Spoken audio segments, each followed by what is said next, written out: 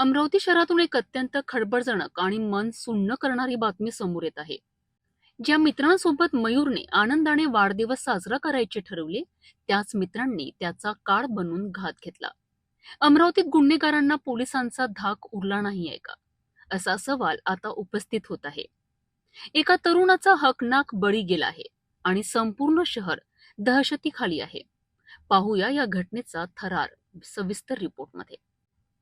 अमरावतीतील cotton market परिसरातील पंचमुखी हनुमान मंदिराजवळ राहणारा मयूर सोलंके 24 मार्चची ती रात्र त्याच्यासाठी शेवटची ठरेल असं कोणालाही वाटलं नव्हतं.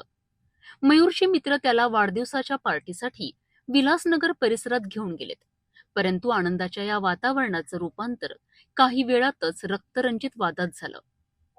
वादाचे रूपांतर इतकं वाढलं की एका आरोपीने मयूरच्या पोटात चाकू खुपसला, तर दुसऱ्याने निर्घुणपणे त्याच्या डोक्यात पेविंग ब्लॉक मारून त्याला जागीच रक्ताच्या थारोळ्यात पाडले.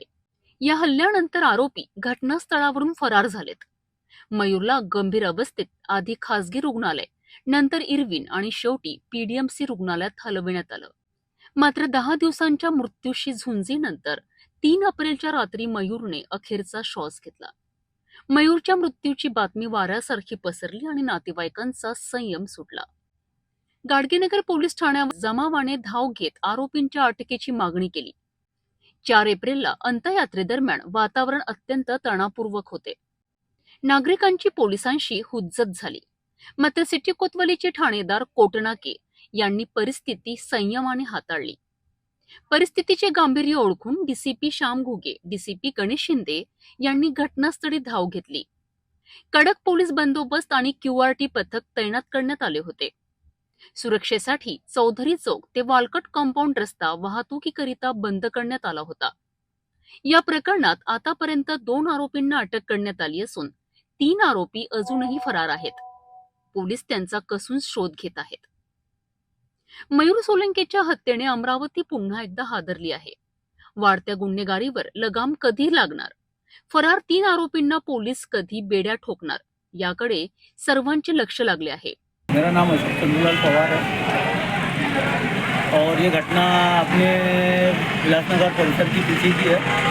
जो घटना में इनके दोस्त आने वाले थे, जैसा बिहारी विश्वकर्मा और उनका एक भांजा, ये ज़बरदस्ती इनको घर से उठा के लेके गए कि भाई चल आज उसका बर्थडे है, उसको अपन पार्टी करेंगे। तो उसको ज़्यादा नशा वशा कराए और नशे में के हालत में उसको चाकू मार के ये दोनों जन भाग गए वहाँ से। भाग गए तो वो अकेला गिर के उसको पेविंग ब्लॉक मारे वो 2 लड़कों ने, वो पुनसे नाम के लड़के ने, जिसका नाम पुनसे है, और वो आरोपी पकड़ेगा और ये आरोपी अभी फरार है।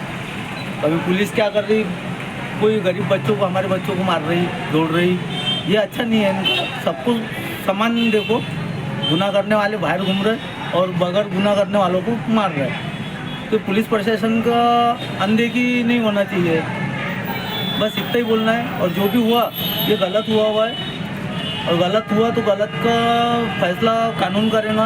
उसके बीच में हम लोग सबको शांति बनाए रखने का संदेश देंगे कि सब शांत रहो और सब अच्छे से रहो। आरोपी पकड़े गए, फरार है? आरोपी अभी मेरे को लगता है 3 पकड़े गए और बाकी के फरार, मेन फरार है।